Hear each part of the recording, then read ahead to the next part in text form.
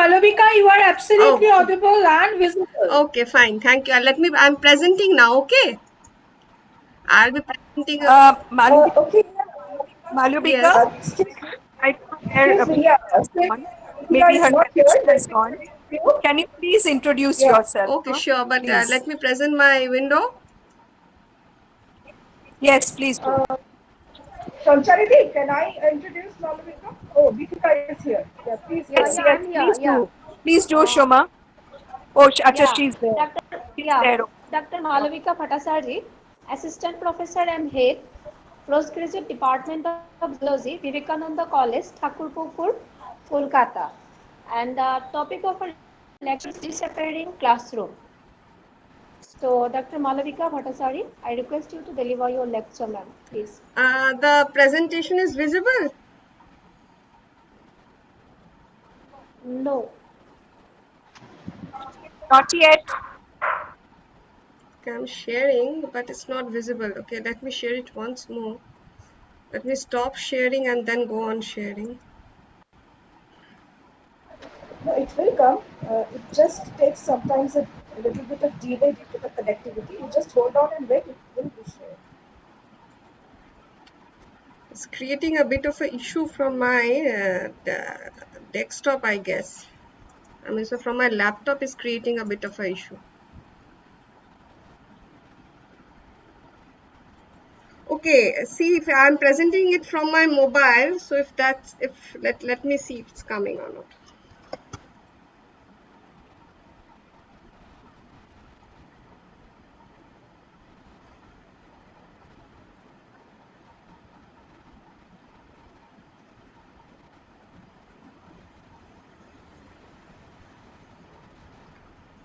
Is it visible?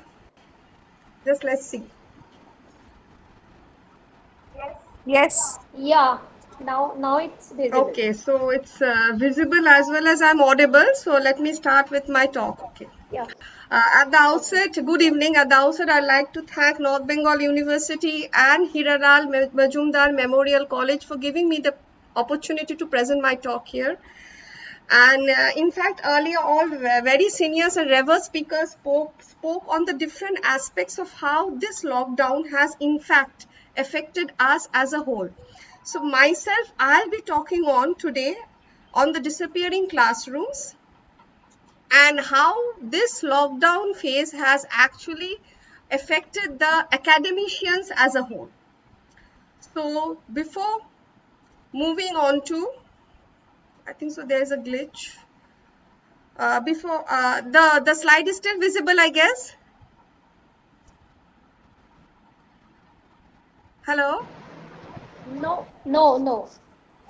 Right now it is not visible. Just let me see.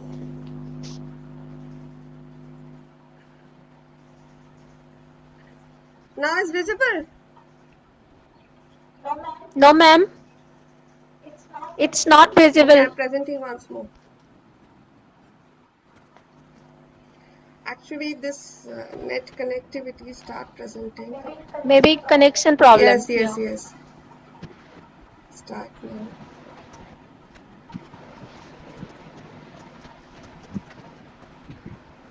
Yeah. Just have to wait for a few seconds.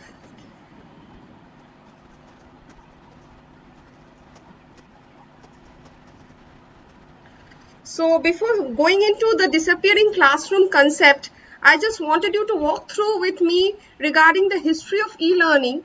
Even though the e-learning starts back from dates back from 1960 when the first computerized training program came into being, and the digital natives were born in 1990. 2000 was the era of smartphones, and then e-learning took up space in 2010 and 2020. But even though it started quite back from 2000 with COVID-19 entering our life and proposing not to leave soon, and eventually with the concurrent closure of the higher education institutes from 16 March, there has been a paradigm shift in the education scenario. So online classes are now no more a choice but has become much of a mandate. Given this backdrop, I did a very small assessment. The basic objective of the assessment was to analyze the current trends of the online classes, and to evaluate the learners as well as the mentors' perspectives. Now, the responders for my study were the faculty from university and colleges as well as the students from different university and colleges. There was a questionnaire prepared in the Google form and the statistical analysis was done of the responses. Now, if we come into this graph, this was the academic profile of the responders, and as you can see, the majority responders were from the UG sector students and the assistant professors. And if we look into the new normal preferences, even though 62% preferred on-campus teaching, but the online teaching is also picking up. We have a 37.92% of faculty as well as students preferring online classes. When I had inquired about the basic disadvantages and advantages of online classes, moving on to the disadvantages first, the disadvantages mainly were a proper net connectivity. And another disadvantage that came up quite frequently was the detachment and the sense of isolation in these online classes. Talking about the major advantages, majority pointed out that it gave education right to the home, and secondly, it taught us to be self-disciplined.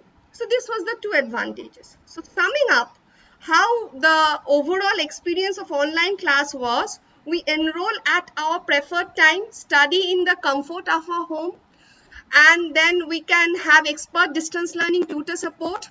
No college attendance required, can study anywhere from India and at a convenient pace. So this was the advantages of online learning. But when we come to on-campus learning, if you look into this particular picture, as you can see, on-campus learning has a lot of things that takes into consideration. There is one-to-one faculty interaction and ensuring the bonding between a teacher and a student. There is a definite class hours, ensures discipline. There is peer interaction. The teachers are sharing, caring, teamwork. There is canteen and common room culture that teaches us to develop bonds between friends, and there is extracurricular activities that helps in holistic growth of body and mind. So the moment a student enters the college premises from 10 a.m. to 5 p.m., it's a whole character building phenomena. They take time to decide their future. They talk with their friends, they talk with their peers, they talk with their teachers, and in which direction they will steer themselves. So the campus provides a life building platform. We have to agree to that. In spite of that, what are now we looking into? Given that this COVID is there and is not to move or go away so soon, so the future is, it seems, is nothing but the concept of blended learning, where we have the component of online classes and the component of on-campus classes, blending them together to at least keep the social distancing measures in tune with the on-campus needs of the student. So this was the study. Now, from a woman's perspective, what happens? From a women's perspective, when we have moved to the era of online learning, what happened? We have to handle both the professional and the personal responsibilities from home. These are two distinct separate domains and space. So the moment they merges, it tends to overlap and the lady loses her individual space and her self-time. So there is no personal space at home. Secondly, sitting at home, she is handling both her household and professional responsibilities, which do not have any time frame now. Juggling work and family almost makes her works 24/7.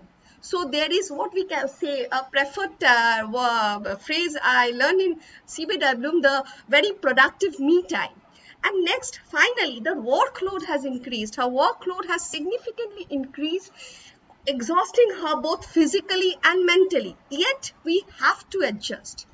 From the academic viewpoint, if we look into the academic viewpoint from a woman's perspective, what do we see? There are constant class preparations to make them more and more attractive for students. We have to learn ICT tools. This is a common sphere we share with our male colleagues also. But the second point becomes very important. We as females, we are more sensitive to emotional needs, are thus providing extensive physiological and psychological mentoring. We are at times acting as extended mothers, counseling them. And this goes on throughout the day as they are in constant touch with us via various social platforms like WhatsApp, Facebook, Telegram, Twitter, Instagram. And this constant mentoring is very essential given in the present context. We have to think that they are young students. We also have kids in our home. They should not be isolated. They should not feel depressed. So this is something, this is a new role that we are now fitting ourselves in. So thus concluding, I would say, the new normal, this new normal for women, how is this new normal for women academicians, or how the women academicians can see this new normal has blurred the professional and the personal space for women academics, has blurred the professional and the personal time frame, thereby placing them in the role of counselors, extended mothers and agony aunts for their students, apart from them just delivering the knowledge. And I would proudly say that yes, women are up to any challenge. And in plenty of colleges, I'm seeing such extended, I'm seeing such, I mean to say, extended mothers standing thick and thin by their students, along with standing by their own family, by their own kids, and thus steering them smoothly through this unprecedented phenomena called COVID. So we are now actually playing multifactorial roles in the lives of our family, in the lives of our students, and we need to balance ourselves. And in course of time, we will surely be able to balance ourselves. So with this, I end my talk. Thank you.